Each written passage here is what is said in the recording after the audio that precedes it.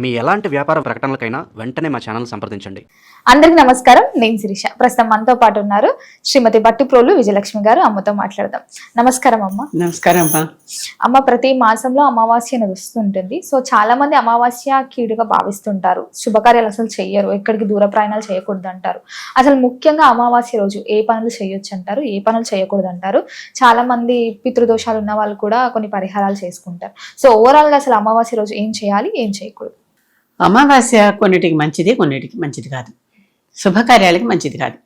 శుభకార్యాల కంటే చీకటి రోజులు కనుక చీకటిలో మనం ఏం పనులు చెయ్యం కనుక, చీకటి కదా ఆ రోజు, చంద్రుడు ఉండడు కనుక చీకటిగా భావించి, చంద్రుడు మనకి మామ, లక్ష్మీదేవికి తోబుట్టు కదా, పాలసముద్రంలోంచి వచ్చారు ఇద్దరు కూడా క్షీరసాగర మథనంలో కనుక మామ లేని రోజున చేయరనమాట. అది మనకి ఇంట్లో ఏం ఫంక్షన్ చేసినా మేనమామ ఉండాలి అని పెట్టుకుంటాం కదా ఒక నియమం. కనుక మన మేనమామ రోజు లేని రోజున ఎలా చేసుకుంటాం కనుక మనం ఏం చేసుకోం, అంతకంటే ఏం లేదు. అలాగని ఇక్కడ మన తెలుగు వాళ్ళు చేసుకోరు కదా అని వేరే వాళ్ళు చేసుకోరు అంటే తమిళులు చేసుకుంటారు. అమావాస్య బాగా చేసుకుంటారు, వాళ్ళకి మంచిది, వాళ్ళు చేసుకుంటారు. అంటే ఒక్కొక్కరు ఆ ప్రాంతాన్ని బట్టి నియమాలు మారతాయి. కానీ ఇప్పుడు ఒక చోట ఒకటి పాటిస్తున్నారని అది శిలాశాసనం లాగా ప్రపంచమంతా అదే పాటించాలని ఎప్పుడు ఉండదు. ఇక్కడ మనకి సంప్రదాయం మనం పాటిస్తున్నాం, ఇక్కడ మన సంస్కృతి అది, మనం అది పాటిస్తున్నాం. మన సంస్కృతి అందరికీ ఉండాలని లేదు. అందుకనే ఇప్పుడు వివిధ మతాల వాళ్ళ మధ్య వివిధ రకాల సంస్కృతులు మనం చూస్తున్నాం కదా, అదే అర్థం. కనుక అమావాస్య చీకటి రోజులు కనుక అమావాస్య నాడు మనం సాధారణంగా ఏమిటి అసలు చెయ్యము, శుభకార్యాలు ఏవి చెయ్యము. కాకపోతే అమావాస్య లక్ష్మీదేవి పుట్టినరోజు. అమావాస్య రోజు? అవును. మరి దీపావళి అమావాస్య ఎందుకు చేసుకుంటున్నాం? ఆ రోజు లక్ష్మీ పూజ చేసుకుంటున్నావా? చాలా విశేషంగా చేసుకుంటాం ఆ రోజు. కనుక ఆవిడకి ఇష్టం. మరి పుట్టినరోజులు అంటే ఎవరికైనా ఇష్టం కదా. కనుక ఆ అమావాస్య రోజున మీరు చక్కగా విశేషంగా లక్ష్మీ పూజలు చేసుకోవచ్చు. లక్ష్మీ పూజలు అంటే చక్కగా అమ్మవారిని లక్ష్మీ విగ్రహమో పటమో ఏదో పెట్టుకోవటం, దానికి మీ సహస్రనామ స్తోత్రము, అష్టోత్తర శతనామ స్తోత్రము, లేకపోతే ఇంకా మనకు బోల్డ్ ఉన్నాయి కదా అమ్మవారి స్తోత్రాలు, లేనివేమిటి, చక్కగా ఆ స్తోత్రాలన్నీ చదువుకుంటూ అమ్మవారిని పూజించుకోవచ్చు. ఆవిడకి పాయసాన్నమో పాలు నైవేద్యం పెట్టండి, చక్కగా ఆనందించండి. ఆ పూజలు చేసుకోవచ్చు అమావాస్య నాడు. ఇంకోటి అమావాస్య నాడు చేయాల్సిన తప్పనిసరి కార్యక్రమం ఇంకోటి ఏంటంటే పితృదేవతా పూజ. పితృదేవతలు అమావాస్య రోజుల్లో కిందకి దిగి వస్తారని పేరు. ప్రతి అమావాస్యకి అమావాస్యలు, సంక్రాంతులు ఇవన్నీ దానికోసం సంబంధించినవి కనుక అప్పుడు అమావాస్యల నాడు చక్కగా వాళ్ళకి తర్పణం వదిలితే కాసి నీళ్లు, నువ్వులు, నల్ల నువ్వులు తీసుకుని వాళ్ళ పేరు చెప్పి ప్లేట్లో ఫలానా వాళ్ళకి ఇవి అర్పిస్తున్నాను, మన వాళ్ళు ఎవరో ఉన్నారు వెళ్ళిపోయిన వాళ్ళు వాళ్ళ పేరు చెప్పుకుని వాళ్ళకి అర్పిస్తున్నాను అని తర్పణం వదిలితే, ఎందుకంటే మంత్రాలు అవి నేను చెప్పట్లా, కేవలం సింపుల్గా ఎవరైనా చేసుకునే విధంగా చెప్తున్నాను. ఏ కులం వాళ్ళైనా, ఏ జాతి వాళ్ళైనా చక్కగా హాయిగా అందరూ ఈ రకంగా ఇలా చేసుకోవచ్చు అని చెప్తున్నాను నేను. చేసి ఇస్తే అది పెద్దవాళ్ళకి చేరుతుంది. వెళ్ళిపోయినారే పై లోకాలకు వెళ్ళిపోయిన వాళ్ళు ఉన్నారు కదా, వాళ్ళకి అందుతుంది కనుక అప్పుడు వాళ్ళు మన చాలా సంతోషించి నన్ను గుర్తుపెట్టుకుంటున్నారు నా వాళ్ళు ఇంకా అని సంతోషించి, ఎందుకంటే వాళ్ళని మనం గుర్తుపెట్టుకుంటూ చేస్తున్నంత కాలం పై లోకాల్లో వాళ్ళ స్థానం శాశ్వతంగా ఉంటుంది, అన్నాళ్ళు ఉంటుంది. మనం ఎప్పుడైతే వాళ్ళని మర్చిపోతామో పై లోకంలో వాళ్ళ స్థానం మళ్ళీ అనుమానమే, వాళ్ళు మళ్ళీ తిరిగి ఇక్కడ రీబర్త్ తీసుకోవాలి. ఇప్పుడు స్వర్గానికి వెళ్తే నరకానికి వెళ్తే అక్కడే ఉండిపోతారని కాదు కదా, వాళ్ళ పుణ్య విశేషమో ఆ పాప విశేషమో అయిపోయాక అక్కడి నుంచి ఇంకో చోటుకు బదిలీ కావాల్సిందే వాళ్ళు. అలా వాళ్ళని అసలు గుర్తుపెట్టుకునే వాళ్ళే ఎవరు లేకపోతే మళ్ళీ వాళ్ళు తిరిగి కింద పుట్టాల్సిందే.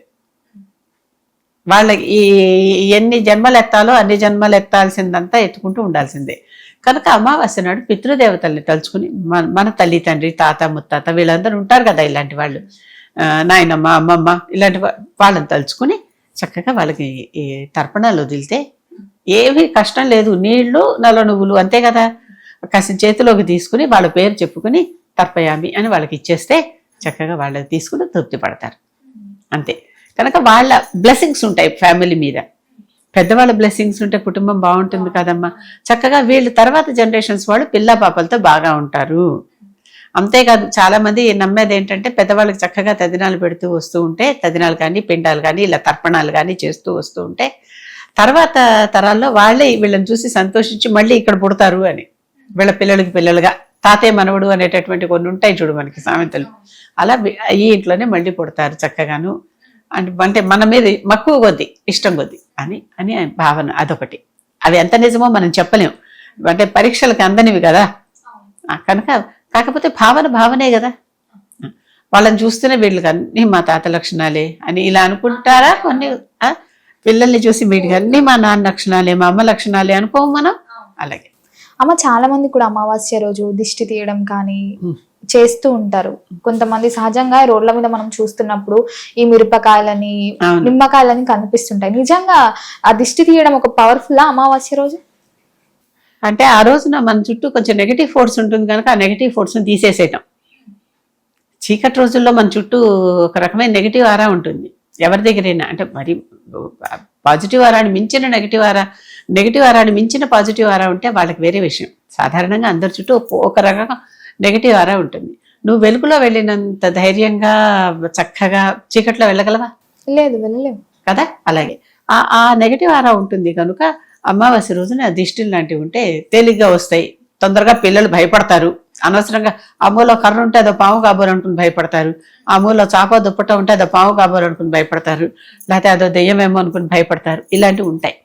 కనుక మనం చేయాల్సింది ఏంటి, ఆ టైం పిల్లలు భయపడకుండా దిష్టిలు తీయటం అలా చేస్తారు. కొంతమంది ఇళ్లకి షాపులకి కూడా దిష్టి తీసుకుంటారు. నువ్వు చెప్పినట్టుగా రోడ్ల మీద 4 రోడ్ల కూడల మీద పడేస్తే ఆ కూడల మీద వెళ్ళినటువంటి వాటి మీద నుంచి ఎవరైనా వెళితే వాళ్ళకి కూడా వస్తాయి. వాళ్ళకి ఇది పోతుంది అంటే మన ఇంట్లోంచి పోయింది కదా ముందర అనే భావన. ఈ 4 రోడ్లు ఎందుకు అంటారమ్మా? ఎక్కువ మంది తిరుగుతారు కనుక. ఒక రోడ్డు అయితే ఒకళ్ళే తిరుగుతారు. 4 రోడ్లు అంటే అన్ని వైపుల నుంచి వచ్చే వాళ్ళందరూ తిరుగుతారు. కూడలిలో అవును ఎక్కువ మంది అక్కడ పారాడతారు. ఇక్కడ ఒకళ్ళే తిరుగుతారు. ఒకళ్ళంటే ఒకసారి ఒక రోడ్డే కదా ఉంది. 4 రోడ్లు ఉన్నప్పుడు ఎక్కువ మందికి ఇది జంక్షన్ అది కనుక సాధారణంగా అలాంటి చోట పడేయమని చెప్తారు. మరి దూర ప్రయాణాలు ఎందుకు చేయకూడదు అంటారు అమావాస్య? అలా ఏం ప్రత్యేకంగా లేదు కానీ అమావాస్య నాడు కొత్తగా ఏమి ప్రారంభించం. మరి ప్రయాణం మాత్రం ఎందుకు ప్రారంభించాలి? దూరం కానీ దగ్గర కానీ. అర్థమైందా? దూరం కానీ దగ్గర కొత్త పనులు ఏం ప్రారంభించమని చెప్పాం కదా.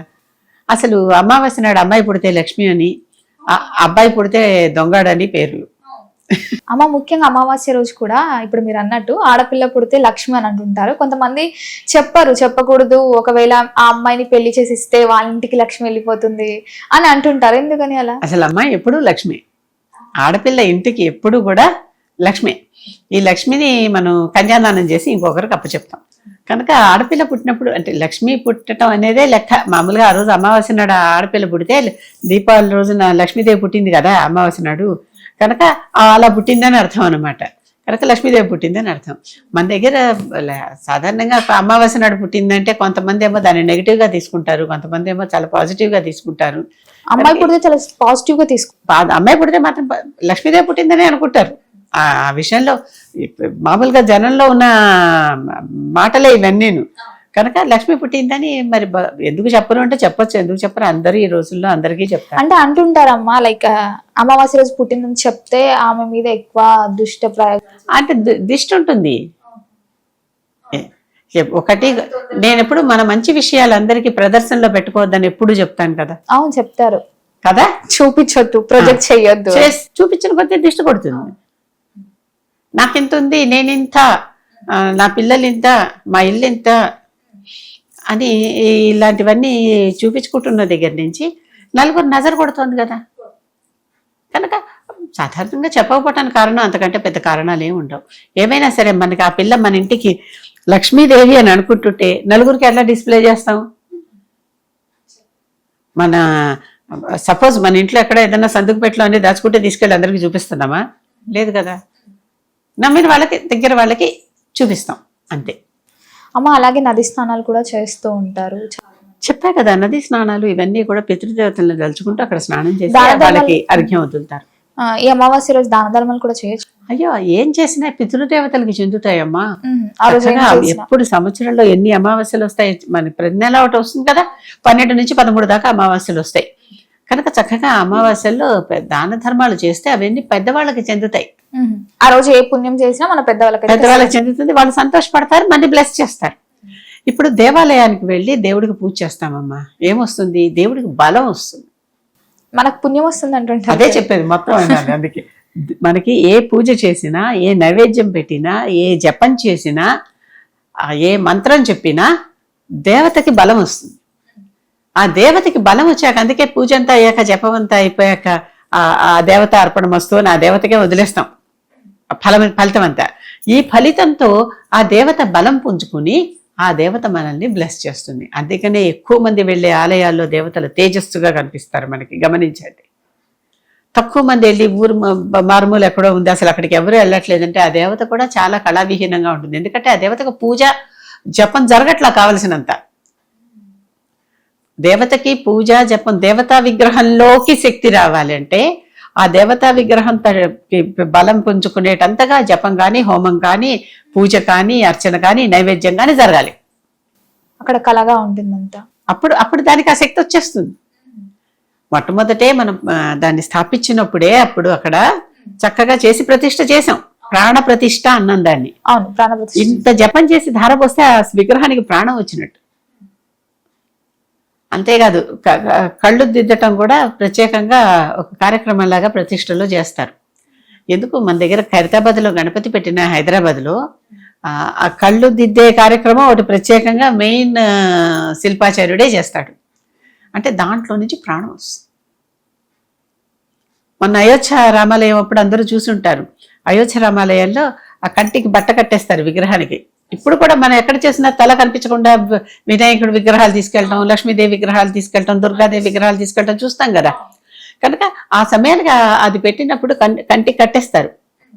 చూస్తే అది తెరిచినప్పుడు ఒక్కసారి శక్తిగా చూస్తాడు కనుక అంత శక్తి మనం తట్టుకోలేం. ప్రతిష్ఠ చేస్తున్నాం కదా, అప్పుడు ఒక అద్దం పెడతారు ఎదురుకుండా. ఆ అద్దం పగిలిపోతుందట ఆ శక్తికి.